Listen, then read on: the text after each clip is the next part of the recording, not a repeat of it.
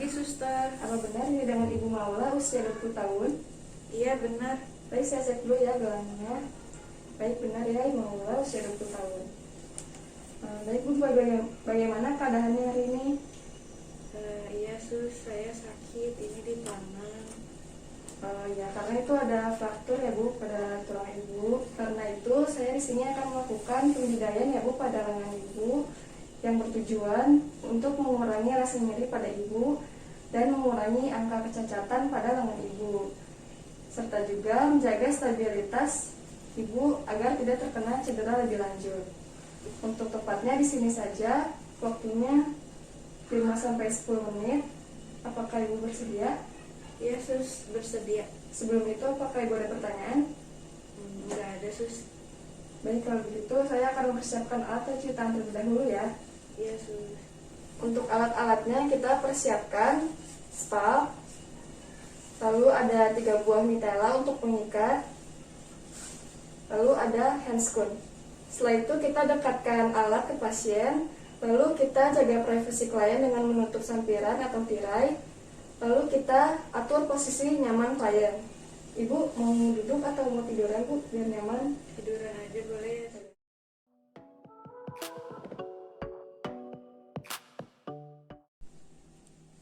Di sini yang terjadi fraktur adalah tulang humerus dan bagian ulnanya. Prinsipnya yaitu kita mengistirahatkan bagian lengannya. Namun jika hanya di bagian ulna yang terkena fraktur, yaitu yang kita istirahatkan hanya pada bagian siku, dari bagian siku sampai pergelangan tangannya saja. Nah, sebelum itu kita mengecek terlebih dahulu pengkajiannya. Yang pertama kita look atau kita lihat apakah ada deformitas atau kelainan bentuk pada bagian lengan, pada bagian fraktur. Lalu yang kedua kita feel atau kita rasakan pada bagian mana yang terjadi fraktur secara perlahan atau gentle.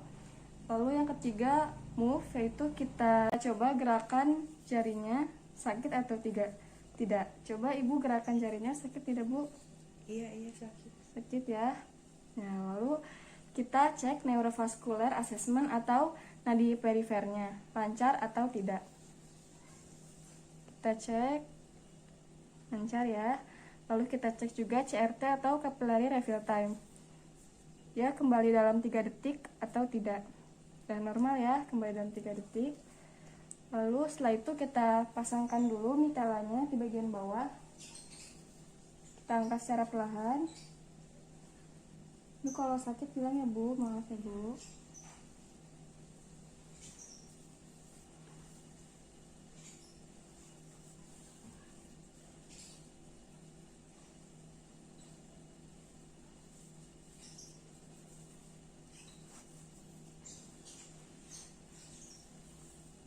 Lalu yang terakhir pada bagian distal.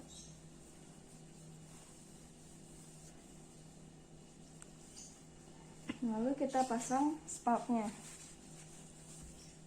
dari bagian atas humerus atau dekat aksila. Lalu pada bagian dekat bahu sampai pergelangan.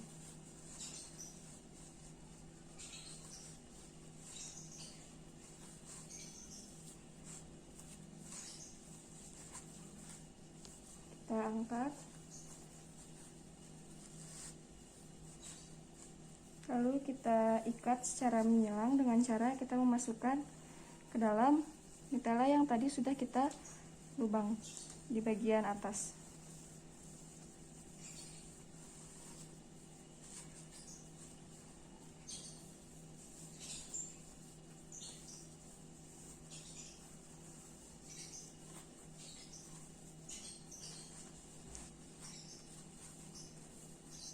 Lalu kita ikat, jangan terlalu kencang dan jangan juga terlalu longgar.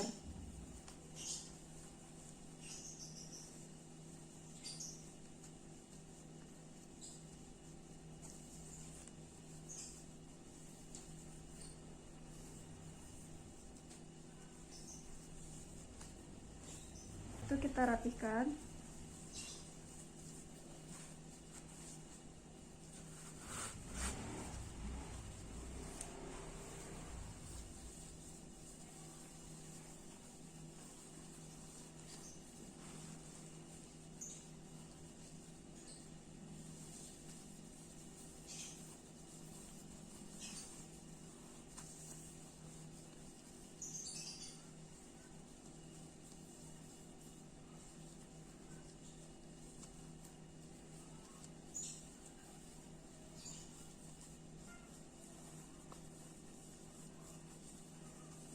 pada bagian distal.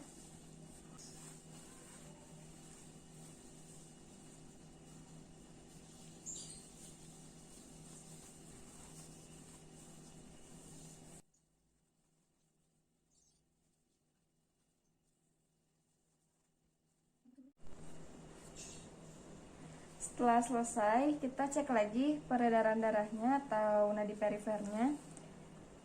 Apakah kembali dalam 3 detik CRT-nya. Bagus ya. Lalu kita cek lagi bagian nadi perifernya. Apakah bagus? Ya, bagus ya. Berarti peredaran darahnya lancar dan ini tidak terlalu kencang dan tidak terlalu longgar.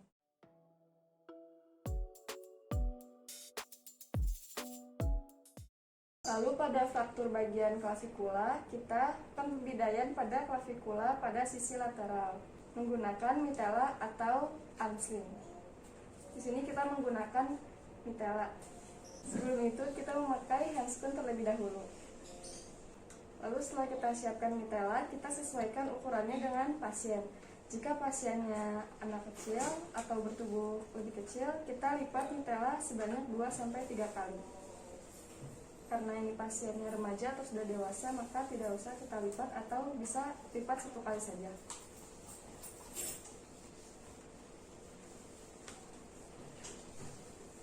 Kita letakkan ujung bagian mitela ke tempat lengan yang cedera, terkena fraktur.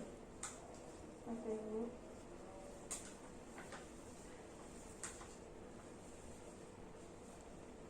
Lalu tangan bagian kiri kita letakkan 90 derajat. Pastikan tersupport dengan baik. Kita angkat, kita rapikan. Bu boleh menghadap kanan, Bu. Lagi. Kita rapikan. Lalu kita ikat. Bu boleh berbalik lagi. Setelah itu kita rapikan. Pastikan 90 derajat. Lalu kita lakukan pengecekan kembali bagaimana sensibilitas dan bagaimana perdarahan pada daerah distal, karena itu akan menjadi kunci keberhasilan dalam pembidayaan.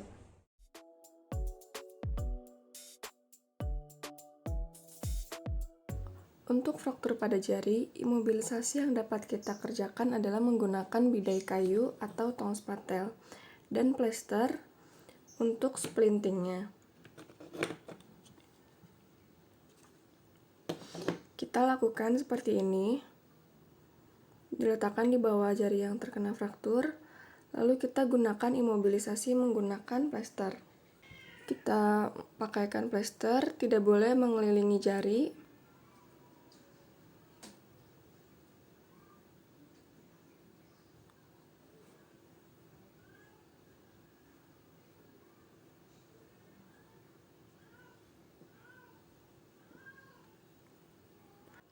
Lalu pasang dari bawah ke dorsal.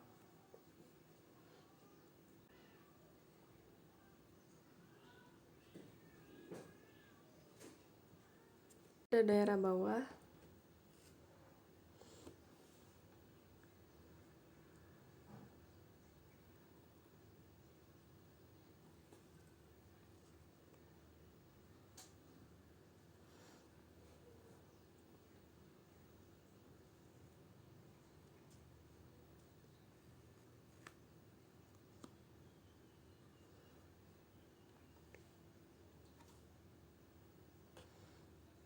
hasil yang diharapkan, jari yang patah tidak dapat bergerak.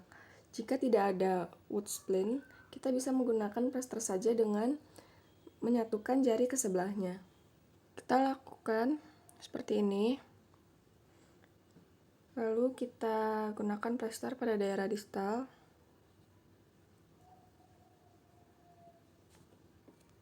Yang terpenting adalah plester tidak boleh menutupi seluruh jari.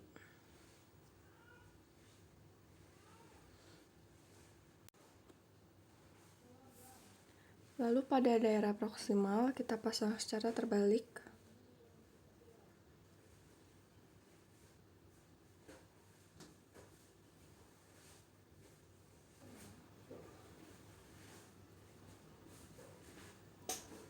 Hal ini dilakukan agar tidak terjadi penjeratan karena plester yang dipasang. Hasil yang diharapkan, tulang yang normal akan menjadi bidai terhadap jari yang fraktur. Ibu, ini sudah dilakukan pembidaian. Ini hanya sementara ya Bu, untuk mengurangi rasa nyerinya.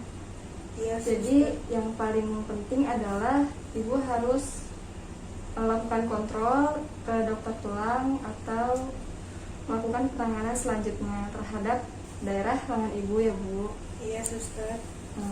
Ibu ada pertanyaan lagi? Enggak ada, sus.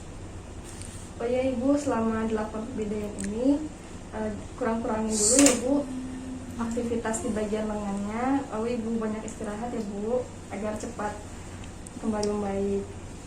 Iya, sus. Makasih ya, sus. Ya. Jika tidak ada pertanyaan, saya akan kembali ke ruang perawat ya Bu. Jika Ibu butuh bantuan, silakan pencet tombol di atas layar Ibu atau panggil saya di ruang perawat. Baik, sus. Kalau begitu, saya permisi ya Bu. Setelah itu, kita lepas handscoon, kita cuci tangan, dan kita lakukan dokumentasi.